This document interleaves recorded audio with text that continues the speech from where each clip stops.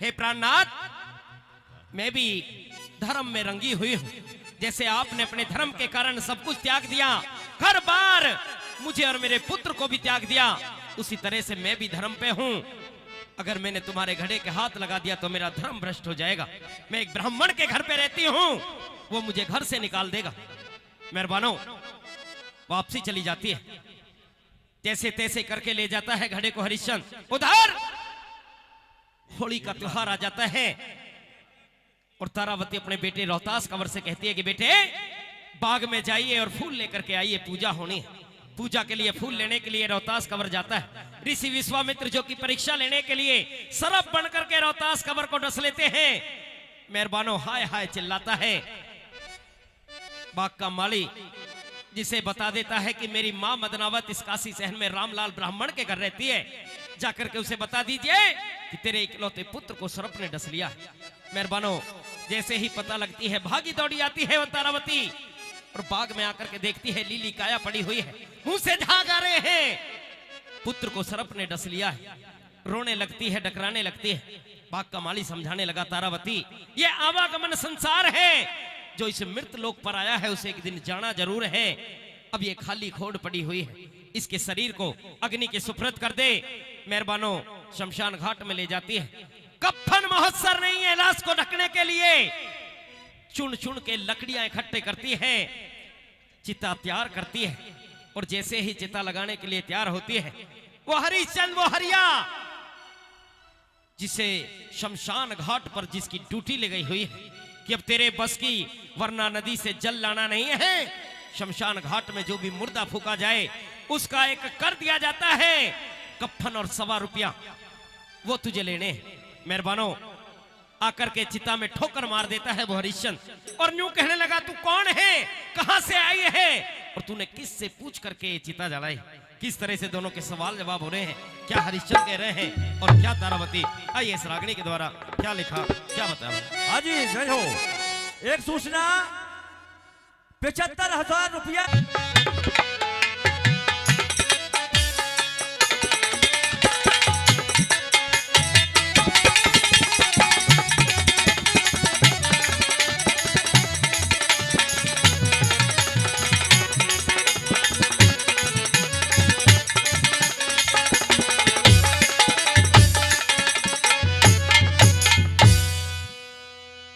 चिता जलाने वाली, तू कौन है और कहां से आई है और तूने किससे पूछ करके चिता लगाई है यहां पर। तुझे पता होना चाहिए कि शमशान घाट के कुछ नियम और कायदे बने हुए हैं। 1.25 रुपया और कफन जब तक यहां नहीं दिया जाता, यहां पर किसी की लाश नहीं जलने देते। पिया जी, आपने शायद मुझे पहचाना नहीं। मैं कोई गैर नहीं हूं, मैं आपकी ब्याही तारा हूं।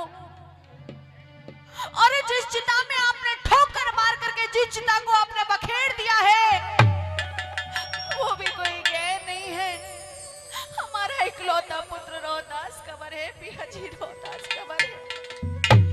मेरे पास में ना कर है ना कफन है। अरे मैं कहां से कर अदा कर सकती हूँ पिया जी, बड़ी मजबूर हूँ। बड़े बेदर्द पिता की तरह आपने तो आज चिता में ठोकर मार दी। एक माँ पत्थर दिल कैसे हो सकती है पिया जी। मैं अपने बेटे का अंतिम संस्कार करना चाहती हूँ, लेकिन मेरे पास कर नहीं है पिया जी, कर नहीं है। बार बार मुझे पिया पिया कह करके संबोधन ना करिए। ना मैं किसी का पिया हूँ और ना मैं किसी का पिता हूँ। आज तेरे सामने जो खड़ा हुआ है उस कालिया भंगी का नौकर ये हरिया खड़ा हुआ है। नहीं पिया जी, नहीं। इतने बेरहम कैसे हो गए आप, जिस रोहतास कंवर को अपनी छाती से लगा करके घुमा करते थे, अरे जिसके पैरों में आपने मिट्टी तक नहीं लगने दी, आज उसके लिए ऐसे वचन बोल दिए। नहीं पिया जी, नहीं। मैं आपसे विनती करती हूँ, आपसे प्रार्थना करती हूँ, मेरी विनती को सुनिए, मेरी बात को सुनिए पिया जी। तारावती, याद कर उस दिन को जिस तरह से बेबस और मजबूर होकर के तू मेरे सामने गिड़गिड़ा रही है। एक दिन ऐसे ही वरना नदी पर मैं भी खड़ा हुआ था। मेरी काया में इतना सामर्थ्य नहीं था, इतनी शक्ति नहीं थी कि अपने घड़े को उठा करके अपने सर पे रख सकूं। मेरे तेरे सामने ऐसे ही अपनी व्यवस्था दर्शाई थी और कहा था, हे तारा मेरे घड़े को उठा दीजिए। तो तेरा जवाब था कि पिया जी अगर तुम्हारे घड़े को मैंने हाथ लगा दिया तो मेरा धर्म भ्रष्ट हो जाएगा। आज इस हरिश्चंद्र का धर्म भ्रष्ट होता है। नहीं पिया जी नहीं। अगर बिना कफन और बिना करके मैंने इस चिता में, इस लाश में आग लगने दी तो आज मेरा धर्म भ्रष्ट होता है। चोरी क्यों जमावे पिया,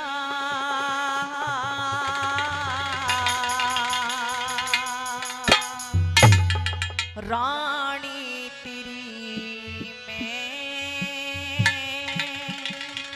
हो, रानी तेरी में।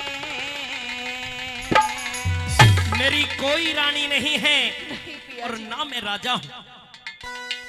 और ये घाट पे समझ गया सारी कहानी तेरी में, कहानी तेरी में। चोरी क्यों जमावे पिया, रानी तेरी में, रानी तेरी में। घाट पे समझ गया सारी, घाट पे समझ गया सारी कहानी तेरी में, कहानी तेरी में। ओ चोरी क्यों जमावे पिया, रानी तेरी में, रानी तेरी में।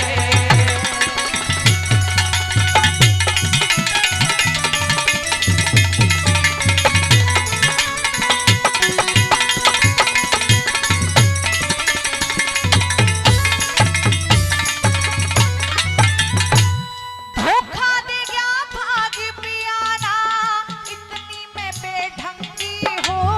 ओ मेरा जाना रहा हरिश्चंद्र तेरी नजर में भंगी हो। नारा जाना रहा हरिश्चंद्र तेरी नजर में भंगी हो। आज वक्त पड़े मैं कुछ भी कह दे, मैं तेरी अर्धंगी हो। तनन्नू कहती ना घड़ा खुआऊं, मिसरानी सत्संगी हूँ। तनन्नू कहती ना घड़ा खुआऊं, मिसरानी सत्संगी हूँ। और समझ रही पियाला, वो समझ रही पिया लाभ, रानी तेरी में, रानी तेरी में। और घाट पे समझ गया सारी अरे कहानी तेरी में, कहानी तेरी में। चोर क्यों जमावे पिया, रानी तेरी में, रानी तेरी में। तालियां, तालियां, तालियां।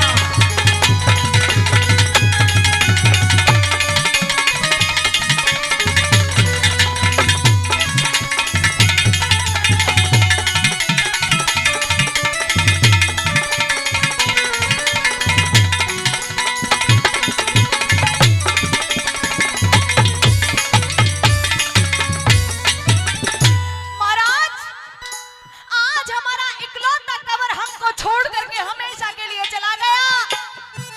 और संसार के अंदर शायद ही कोई ऐसे माता पिता होंगे कि जिसकी एक औलाद और वो भी चली जाए। अरे कैसे कलेजा नहीं फट रहा आपका?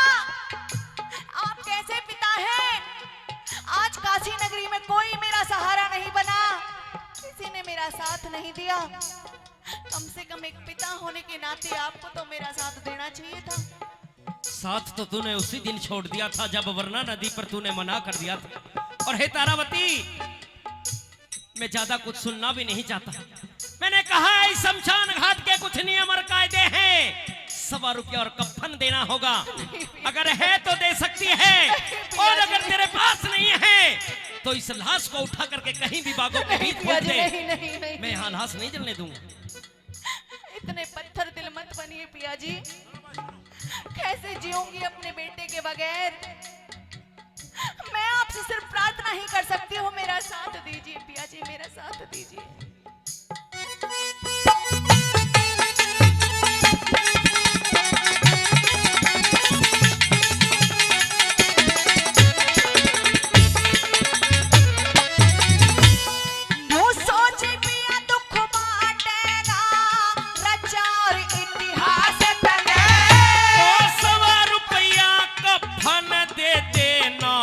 फूकण दूंगा लाश तने सवा रुपया कफन दे दे फूकण दूंगा लाश तने अरे नाद चिता में हिम्मत मारे कदे पालिया था रहो दास तने को भी फूक देतियो नालाना थपास तने गजबा को भी फूक दे दियो नाना थपास तने नफरत क्यों भरी से पिया नफरत क्यों भरी से पिया वाणी तेरी में वाणी तेरी में और घाट पे समझ गया साई कहानी तेरी में कहानी तेरी में चोरी क्यों जमावे पिया रानी तेरी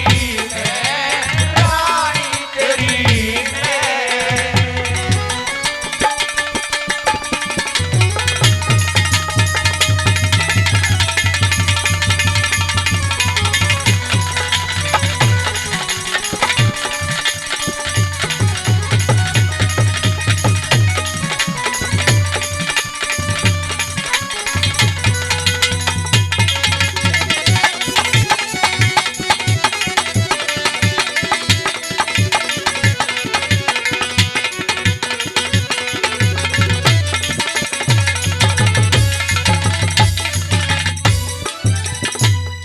पिया जी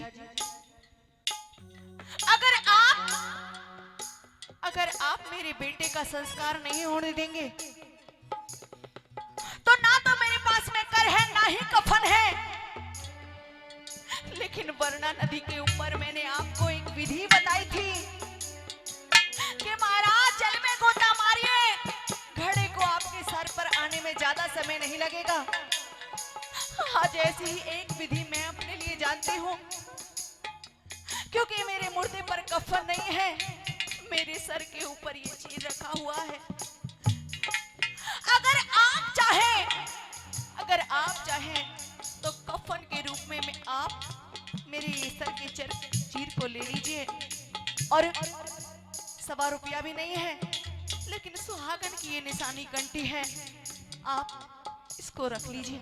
लेकिन इससे ज्यादा मेरे पास कुछ नहीं है पिया जी, कुछ हे तारावती, बार बार समझा चुका हूं कि जब तक कर नहीं देगी चिता को नहीं जला सकती।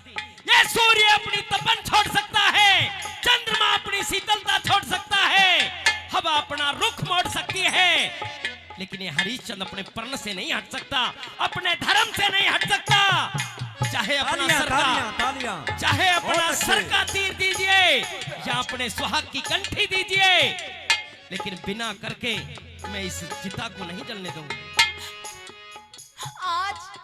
आज पहली बार अनर्थ करने जा रहे हैं महाराज, पहली बार अनर्थ करने जा रहे हैं, क्योंकि मैंने आज तक नहीं सुना ऐसा, आज तक नहीं देखा कि एक पिता ने अपने बेटे के लिए ऐसे शब्द बोल दिए हैं कि चाहे तो लाश को कहीं भी जाकर के फेंक दीजिए, जला दीजिए, किसी गंगा में, नदी में बहा दीजिए।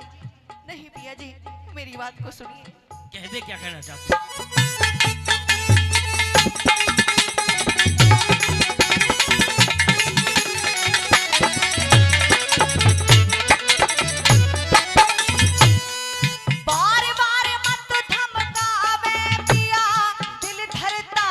धीर मेरा करमर घटका ना छोटू सुने, अरे तारा बोल यकीन मेरा करमर घटका ना छोड़ू सुने, तारा बोल यकीन मेरा।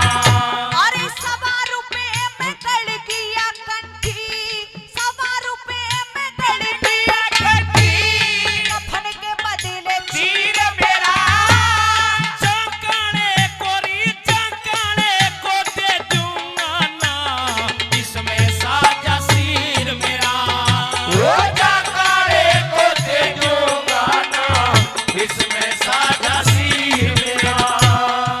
एक कार्य और कर दीजिए पिया जी, क्योंकि मैंने आज तक नहीं सुना कि एक माँ ने अपने बच्चे का अंतिम संस्कार किया हो। आप कम से कम अपने बेटे की चिता में अग्नि लगाते जाइए, उसका अंतिम संस्कार करते जाइए। कैसे जलाऊं कुल की, कैसे जलाऊं कुल की, आए निशानी तेरी मैं, निशानी तेरी मैं।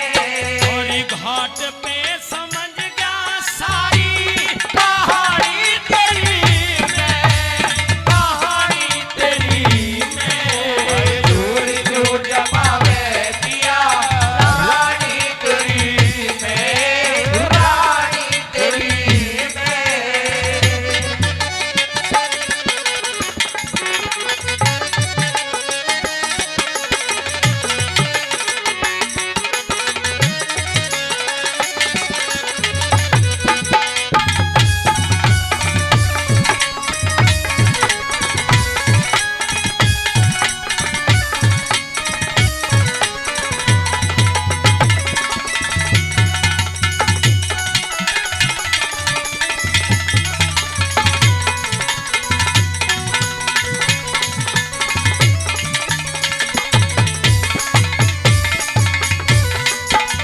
और परम आदरणीय रमेश डीलर जी गांव बिलौन से, रमेश डीलर जी बिलौन से कह रहे हैं कि भाई स्पेशल तेरे लिए 500 रुपए, इन्हें किसी को देना नहीं है, स्पेशल तेरे लिए। एक बार जोरदार ताली उनके लिए हो जानी चाहिए। बहुत बहुत धन्यवाद करते हैं। और 500 रुपए परम आदरणीय, नाम नहीं बता करके गए हैं, महावीर जी खोसे हो गांव से है परम आदरणीय महावीर जी, वो भी 500 रुपए से इस रागनी का सम्मान कर रहे हैं। उनका भी बार बार धन्यवाद करते हैं। बहुत बहुत धन्यवाद। आइए राजकली में के लिखना